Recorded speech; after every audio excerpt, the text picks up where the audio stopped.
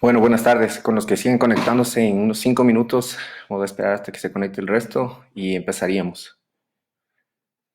Un poquito de paciencia, por favor.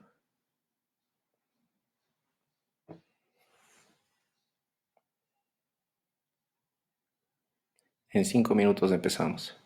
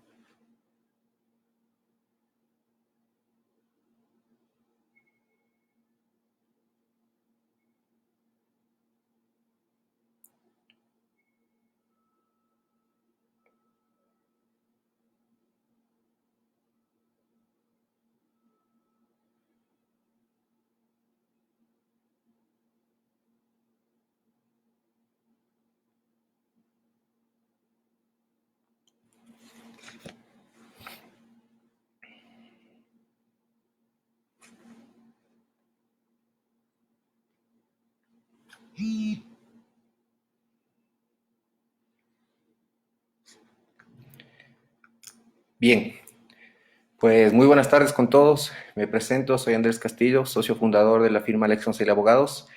Dentro de la responsabilidad social que manejamos como firma, hemos considerado pertinente realizar este Facebook Live a fin de alguna forma, aclarar o clarificar toda la normativa que hemos tenido estos últimos días, ¿no? Tanto desde gobierno central como desde gobiernos seccionales.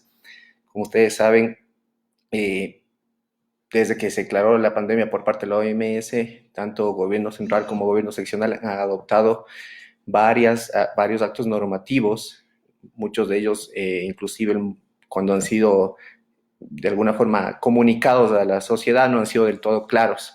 Esto también porque, dada la emergencia que estamos viviendo y la inmediatez con la que se tienen que hacer las cosas, es bastante comprensible. Pero sobre todo, el tema de la comunicación tiene que ser inmediata y por eso mismo es que lo que se transmite o lo que ustedes ven en los distintos medios de comunicación y peor aún redes sociales es una parte reducida en realidad de los actos normativos.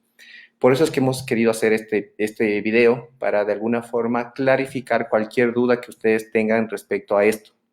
En este sentido, por favor, cualquier duda que tengan en los comentarios las trataremos de ir resolviendo. Sí me gustaría empezar realizando una línea de tiempo que me parece que es muy necesaria en este caso, de todo lo que ha venido pasando, porque nos va a dar una idea mejor, inclusive, de la forma en cómo tanto gobierno central como gobierno municipal han ido emitiendo sus actos normativos. Entonces, vamos a empezar con el 11 de marzo de 2020. En esta fecha, la OMS declara el COVID como una pandemia. Esta declaratoria, digamos que fue el disparador para que las autoridades nacionales emitan diferente tipo de normativa y regulación a fin de garantizar la salud. La salud entendida esta como un derecho constitucionalmente protegido de todos los ciudadanos en el país. Esto fue el 11 de marzo. Para el 12 de marzo se publica ya en el registro oficial el acuerdo 0126, donde se declara el estado de emergencia sanitaria, el acuerdo emitido por el Ministerio de Salud, en todo el territorio nacional. Básicamente, ¿qué es la emergencia sanitaria? Está previsto en el Código de Salud. Es cuando a riesgo de, o más bien por motivo de un conflicto, de epidemias, etcétera, se pone en riesgo la salud de la mayor parte de la población nacional. En ese momento, y a fin de evitar los contagios posteriores, el Ministerio de Salud declara la emergencia sanitaria a fin de adoptar medidas consecuentes con la, digamos, frenar con la propagación del virus, en este caso COVID-19. Para el 12 de marzo mismo se emite ya el acuerdo interministerial entre el Ministerio del Interior y lo que sería el Ministerio de Relaciones Exteriores. Les voy a explicar más a detalle. Este acuerdo interministerial es del 01 de 12 de marzo. Básicamente, en este acuerdo interministerial se establece la obligación del aislamiento preventivo obligatorio, APO por sus siglas, para viajeros que ingresen al Ecuador. Esto corría desde las 12 de la noche del viernes 13 de marzo para todo viajero de nacionalidad ecuatoriana o de cualquier otra nacionalidad que ingrese al territorio nacional, que provenga de la República Popular China, específicamente las provincias de Hubei y Guangdong, y del Reino de España, República de Francia, República Islámica de Irán, República Federal de Alemania, República de Corea del Sur y la República de Italia. ¿Qué establecía este acuerdo? La obligación de todos estos viajeros de cumplir un aislamiento preventivo obligatorio de 14 días. ¿Dónde se tenía que hacer este aislamiento preventivo obligatorio? Decía en domicilios particulares, o hoteles o puntos de acogida. Ojo que el sitio de alojamiento debe estar en la misma ciudad del aeropuerto, puerto o punto terrestre donde el viajero ingresó al país. Es decir, y esto ha suscitado varios inconvenientes, en Quito, Guayaquil y otras ciudades, el viajero llega a Guayaquil, vamos a poner un ejemplo, pero su destino final era Quito, no lo podía hacer, tenía que quedarse a cumplir el APO, el aislamiento preventivo obligatorio, en la ciudad de Guayaquil, por 14 días. Si en esos 14 días no presentaba ningún tipo de síntoma relacionado al COVID, podría trasladarse a la ciudad de Quito. Otra cosa importante respecto a este acuerdo interministerial es que se establecía la obligación del viajero de cubrir todos los gastos de alojamiento y traslado. El traslado del aeropuerto o puerto tenía que hacerse solo mediante vehículos particulares, no podía usarse el sistema público de transporte. ¿Por qué estoy hablando en pasado? Porque ya vamos a ir viendo que básicamente este tema de ingresos de ecuatorianos extranjeros ya se ha bloqueado definitivamente. Pero a esa fecha, todas estas personas que provenían de estos países tenían que realizar este APO y tenían que cubrir con los gastos tanto de transporte como del tema del alojamiento. En caso de incumplimiento de este acuerdo, se estableció como única sanción que el viajero no iba a ser admitido en el país. Es decir, iba a ser regresado a su destino más próximo, a su punto de partida más próximo. Bien, sigamos con la línea de tiempo. El mismo 12 de marzo se emite el acuerdo ministerial por parte del Ministerio de Trabajo, donde se establecen las directrices para la aplicación del teletrabajo emergente. ¿Qué es este teletrabajo emergente? Es la prestación de servicios de carácter no presencial, por medio del cual el trabajador o servidor público, porque este acuerdo disponía tanto para el sector público como para el sector privado, el establecimiento del teletrabajo. Entonces, este trabajador o servidor público realizaba sus actividades fuera de las instalaciones habituales de trabajo. ¿Quién debía disponer esto? La máxima autoridad institucional, en el caso del sector público, o el empleador. Él autorizaba la prestación de estos servicios de teletrabajo. Y obviamente establecía las directrices que fueran del caso, cómo se tenía que llegar a cumplir, etc.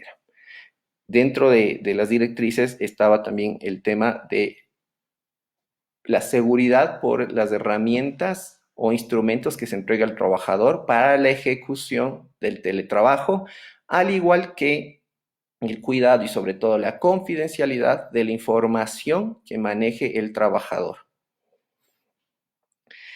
¿Qué era necesario para la implementación de este teletrabajo? En el caso de las instituciones públicas tenían que remitir un correo electrónico que fue fijado por el Ministerio del Trabajo, y en el caso de instituciones de las empresas privadas o de los empleadores privados, tenían que hacer su registro a través de la plataforma SUD, del Sistema Único de Trabajo. Se estableció en este acuerdo que esta nueva forma de trabajo emergente, digámoslo así, finalizaba o bien con la declaratoria de la finalización de la emergencia sanitaria en el país, o bien por un acuerdo entre las partes. ¿Sí? Este acuerdo está vigente, es más, en los posteriores actos normativos que ha emitido tanto el gobierno central como el gobierno seccional, se está propendiendo a que la mayor parte de empleadores o empresas, sobre todo del lado privado, participen del teletrabajo. Sigamos con la línea del tiempo. Para el 13 de marzo, es decir, al día siguiente, se incrementa el número de países que tienen que cumplir el aislamiento preventivo obligatorio, el APO. Se incrementa a Dinamarca, algunos estados de Estados Unidos, a Noruega, Suecia, Suiza, etc. ¿Qué es importante esto? Vamos a ir viendo la velocidad con la que se va emitiendo normativa por el estado de emergencia mismo, que hace que las autoridades vayan reaccionando por sobre la marcha, ¿sí? Es decir, si al 12 de marzo teníamos un listado de 7, 8 países, al día siguiente ya este listado de países se había empleado y todavía no se estableció una restricción total, sino que con el paso de los días ha ido cambiando por el avance mismo de los contagios que ha habido en el país. Se ha ido endureciendo, si se quiere, las medidas de protección por parte de tanto gobierno central como gobierno seccional. Para el 14 de marzo, el gobierno central ya resuelve que se suspenda la entrada de todos los extranjeros al país. Esto iba a regir a partir del 15 de marzo. Y para el caso de ecuatorianos, regía a partir del 16 de marzo. Es decir, que todas las personas que querían ingresar al país, en el caso de extranjeros, lo debían realizar hasta el 15 de marzo y en el caso de nacionales hasta el 16 de marzo. Pasadas esas fechas no podía ingresar nadie al país. Del mismo modo se dispuso, en este 14 de marzo se dispuso el cierre de los pasos fronterizos, se dispuso ya la suspensión de eventos masivos, incluidos los religiosos, se prohibió todo tipo de reunión social que pasen de 30 personas, y además se dispuso la desinfección de los buses de transporte público por al menos cada 3 horas. ¿Sí? El 15 de marzo el Ministerio del Trabajo emite el acuerdo ministerial para la reducción, básicamente son las directrices para la reducción, suspensión o modificación de la jornada laboral emergente. Vamos a tenernos un poco más en este acuerdo que es importante. Es el acuerdo MDT 2020-077, de 15 de marzo del 2020. Aquí se pide, como les decía, las directrices para la aplicación de la reducción, modificación, suspensión emergente de la jornada laboral durante la declaratoria de emergencia sanitaria para el sector privado. Ojo, este acuerdo básicamente está destinado o está dirigido, digámoslo así, para el sector privado. Si usted es un empleador privado, este acuerdo está dentro de su ámbito. Se establece aquí que es potestad del empleador privado adoptar indistintamente la reducción, modificación, suspensión emergente de la jornada laboral. Es decir, en cualquiera de estos tres casos podía ser adoptado y otra vez era decisión del empleador.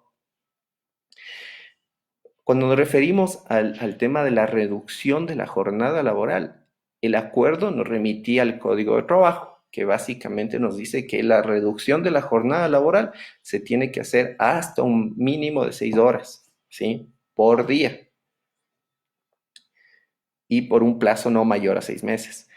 Ahora, cuando nos referimos al tema de la modificación de la jornada laboral de manera emergente, el acuerdo permitía que se lo modifique incluyendo la prestación de servicios para los días sábados y domingos, obviamente observando la jornada máxima laboral de 40 horas a la semana. Adicionalmente, se establecía que para todas aquellas jornadas laborales que era imposible ejecutarlas mediante teletrabajo, se disponga la suspensión emergente de la jornada laboral, sin que esto signifique la terminación de la relación laboral. Es decir, se suspendía la prestación de servicios por parte de los trabajadores, pero sin que esto vulnere de manera alguna los derechos de los mismos.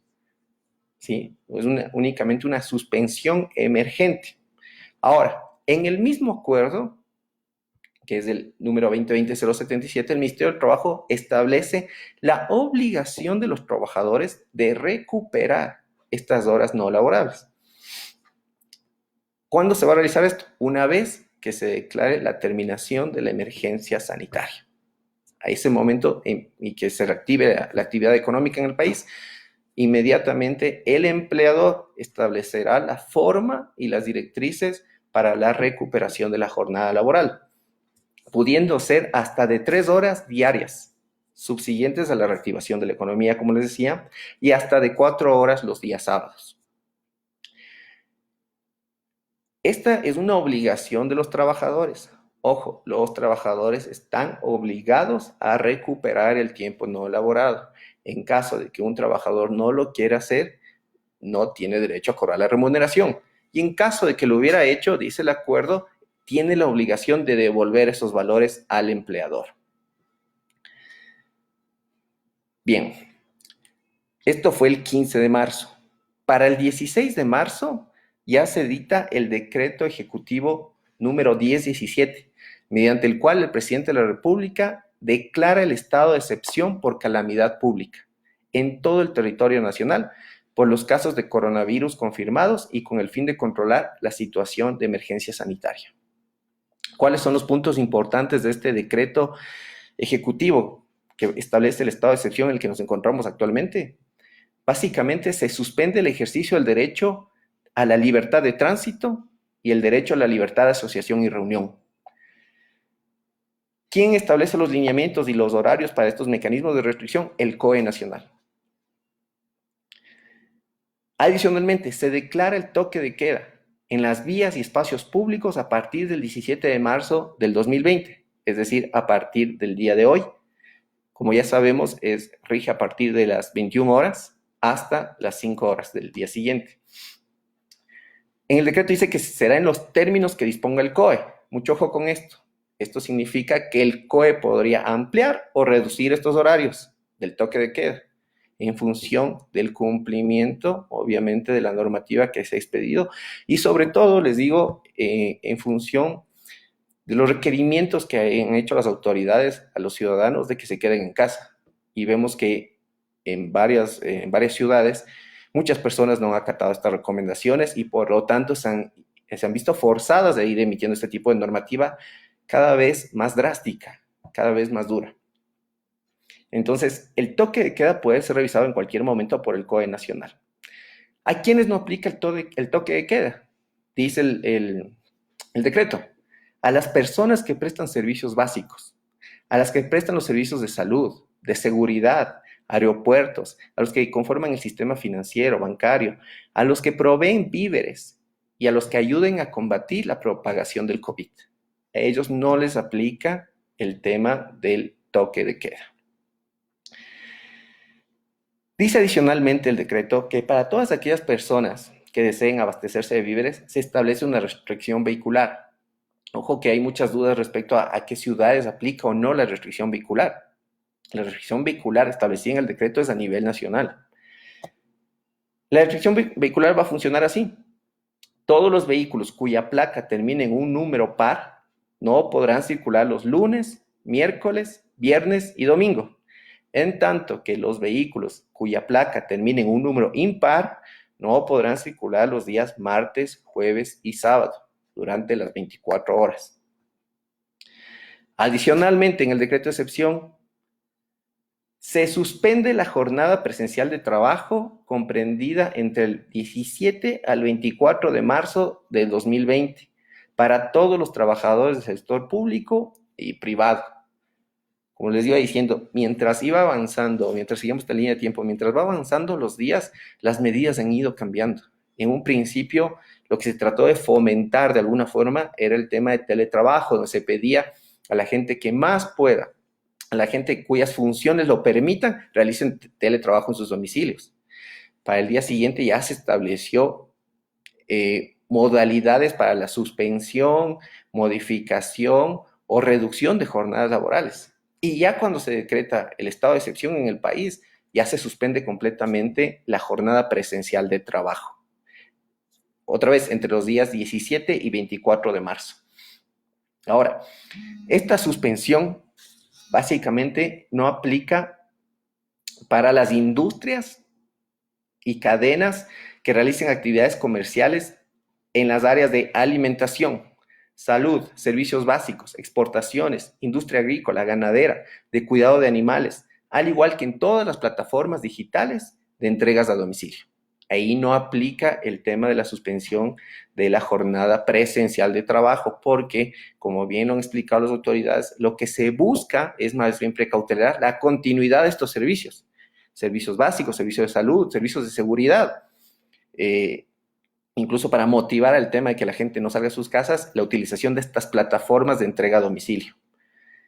Este estado de excepción, dice, regirá durante 60 días, que se contaría desde el día que se emitió el mismo, que es el 16 de marzo del 2020. El mismo 16 de marzo, el alcalde de Quito emite la resolución número A022, donde establece la restricción de uso de espacios públicos en Quito, que básicamente es lo que de alguna forma ha venido a traer un poco de inconveniente, sobre todo porque para mucha gente ven que se contradice el decreto del estado de excepción, el decreto ejecutivo, con esta resolución de la alcaldía de Quito. Se habla incluso de un tema de competencias, etcétera. La idea de este video no es para de ninguna forma emitir criterios al respecto o establecer juicios de valor, más bien es solo informar toda la normativa que se ha venido emitiendo durante todos estos días. En esta resolución, el alcalde de Quito resuelve la restricción del uso de los espacios públicos y la realización de determinadas actividades económicas por el periodo 17 de marzo, es decir, el día de hoy, a partir de las 5 de la mañana hasta el 31 de marzo del 2020. ¿Qué espacios públicos están restringidos según esta resolución? Plazas, parques, aceras, casas comunales, canchas, escenarios deportivos y otros de servicio comunitario. ¿Quiénes están exentos de esta prohibición? De básicamente circular en estos espacios públicos. El personal de fuerza pública, de atención a emergencias, gestión de riesgos, personal sanitario, veterinario, personas que realicen actividades de desinfección, que laboren en preparación de alimentos, en farmacias, en el sistema financiero, en el cuidado de adultos mayores, en actividades agrícolas y ganaderas, en plataformas digitales de entrega a domicilio y las que justifiquen la necesidad de abastecerse de productos de primera necesidad y medicinas. Entonces, básicamente, si lo leemos así, estamos hablando de un toque de queda extendido para la ciudad de Quito. Ya no desde las 9 de la noche a 5 de la mañana, sino todo el día. Porque solo estas personas que están exentas, que tienen esta excepción, digámoslo así, en la resolución, podrán circular en el espacio público, que básicamente es todo, calles, aceras, parques, avenidas, etc. Y la única forma en que ustedes puedan salir, según esta resolución, es justificando la necesidad de abastecerse de elementos de primera necesidad, alimentos y medicinas. En la misma resolución se establece que las personas que no observen esta resolución en lo que tiene que ver a la restricción del uso del espacio público tendrán una multa de $100 que en caso de ser reincidencia se duplicará. Adicionalmente, la resolución establece la suspensión de la vigencia de las LUAE, de la licencia única de actividad económica con la que funcionan todos los comercios en Quito. Otra vez se establece ahí unas excepciones a las actividades de distribución y abastecimiento de alimentos, medicinas, salud, sistema financiero, desinfección, agrícolas y ganaderas y plataformas digitales de entregas a domicilio. Todas estas tienen todavía la LUAE vigente y pueden ejercer su actividad económica. Los que no están, digamos, dentro de estas excepciones, no pueden ejercer ninguna actividad económica, es decir, tienen que parar. Las personas que no observen esta suspensión se les va a establecer una multa de hasta $6,000. Mucho ojo con esto, es hasta $6,000. Y finalmente, en esta resolución se suspende temporalmente el servicio metropolitano de transporte público y de pasajeros y transporte convencional. Las únicas excepciones que establecen esta resolución es el tema de los taxis o los motorizados para hacer entregas a domicilio. Que fue básicamente lo que generó el problema el día de hoy, que no había transporte público para que las personas, sobre todo las que están contempladas dentro de esta excepción, o salud, alimentación y todo, puedan trasladarse a su lugar de trabajo. Pero esto está restringido ya en esta resolución, no pueden circular. Incluso el tema de autos particulares, hay sí exenciones, pero para el caso de médicos, por ejemplo, que estén prestando el servicio, comunicadores sociales, etc. Y adicionalmente, para los taxis que están, digamos, dentro de la exención, los motorizados y todo esto, no obstante de que están exentos, sí deben aplicar la restricción del último dígito de la placa que está establecido en el decreto ejecutivo que establece el estado de excepción. Igual lo tienen que observar, porque ya hablábamos. Los números pares no pueden circular lunes, miércoles, viernes y domingo, en tanto que los impares no pueden circular los martes, jueves y sábado. Esa es la normativa que se ha emitido hasta el día de hoy. Seguramente hoy en la tarde tendremos otro, en el transcurso de días tendremos otras, según lo que vaya avanzando, inclusive el tema del nivel de contagio en el país. Lo importante es estar informados para no tener después sorpresas, que le pasó a mucha gente hoy. Por ejemplo, en esta última resolución del municipio de Quito, también hay una restricción al tema de los permisos únicos de comercio autónomo. Todos están suspendidos. Y en el caso de que le encuentren a una persona ejerciendo esta actividad económica, tendrá una multa de $20 y en caso de residencia puede ser hasta $28 e inclusive se le establecerá trabajo comunitario. El día de hoy se ha anunciado, además, por parte del Ministerio de Gobierno, que se van a establecer ya las tarifas para el tema de la realización de las pruebas COVID. Un rango de precios para que no haya abusos dentro de los establecimientos privados que puedan realizar esta prueba. No obstante eso, ya se anticipó que la realización de esta prueba solo se la podrá hacer con orden de un médico. Es decir, no puede ser voluntaria. Bien, esa es básicamente la normativa que hemos tenido en estos días. La recomendación es básicamente lo que buscan las autoridades desde un principio, desde que se declaró la alerta, la emergencia sanitaria, es que las personas permanezcan en casa. Estas medidas se han ido endureciendo en atención al incumplimiento de las recomendaciones por parte de la gente, de la población. No ha atendido estas recomendaciones, por lo tanto, las autoridades se han visto abocadas a emitir este tipo de normativa que cada vez se va haciendo más drástica. Como les había manifestado, el estado de excepción prevé que se declare el toque de queda, que el toque de queda más bien estará sujeto a lo que establezca el COE nacional. Si el COE nacional considera que las personas no están respetando la normativa o no están sujetándose a las recomendaciones realizadas, extenderá el toque de queda. Entonces, mucho depende de nosotros, de cómo nos manejemos, de que sigamos las instrucciones de las autoridades. En este momento no es la etapa o no es el tiempo para ponernos con disputas políticas y mucho menos. Este es el momento en que hay que seguir las instrucciones y acatar sobre todo las disposiciones de las autoridades, nos gusten o no, cualquiera que éstas sean las que estén ahí. Son las autoridades y lo que ellos están haciendo, porque es su deber además, es precautelar por nuestro derecho constitucional a la salud, buscando siempre el tema de un interés superior, que es el bien común. Entonces, otra vez la recomendación a quedarnos en casa. Por eso es que hemos querido hacer este video para dentro del aislamiento preventivo comunitario que estamos teniendo todos, aportar en algo y cualquier duda será bienvenida. Si tienen alguna duda, me pueden escribir. Teníamos una pregunta que nos hicieron el día de la mañana que la vamos a responder de una vez.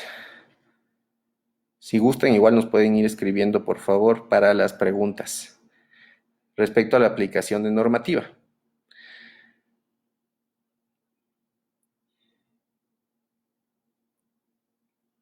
Bien, nos habían consultado respecto a, había un contrato de arriendo, nos decía una persona que hay un contrato de arriendo vigente, pero que cómo lo iba a cancelar si no se le era permitido ir a abrir el local.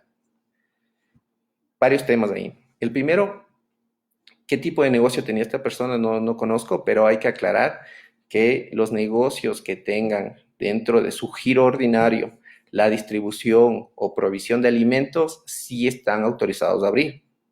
Del mismo modo, los negocios que provean elementos de salubridad, higiene, desinfección, también están autorizados a abrir.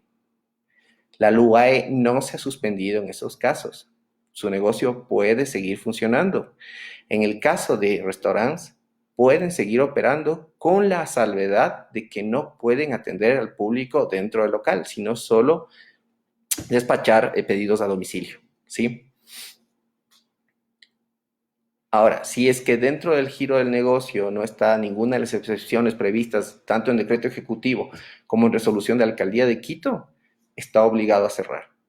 Primero, porque estamos en un estado de excepción, y segundo, porque la LUA está suspendida. No puede ejercer ninguna actividad económica, y ahí es donde hay el mayor riesgo, porque si usted ejerce una actividad económica, pese a tener una LUA suspendida, va a tener una multa de hasta $6,000, ¿sí?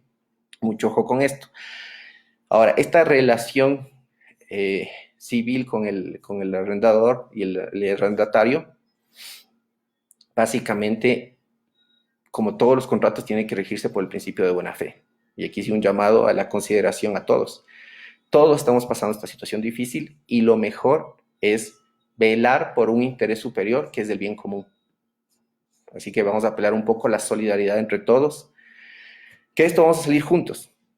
No hay otra forma, esto vamos a seguir juntos, entonces un poquito de comprensión, sí, de parte de todos. Se ha pedido ya, incluso el gobierno está, entiendo yo, hablando con la Asociación de Bancos del Ecuador para el tema de facilidades de pago.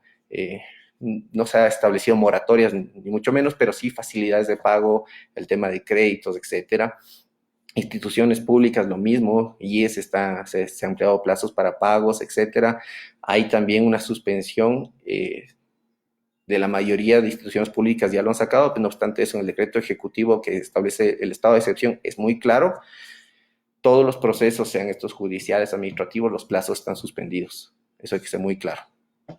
Bien. ¿Alguna otra pregunta respecto a la aplicación de la última normativa?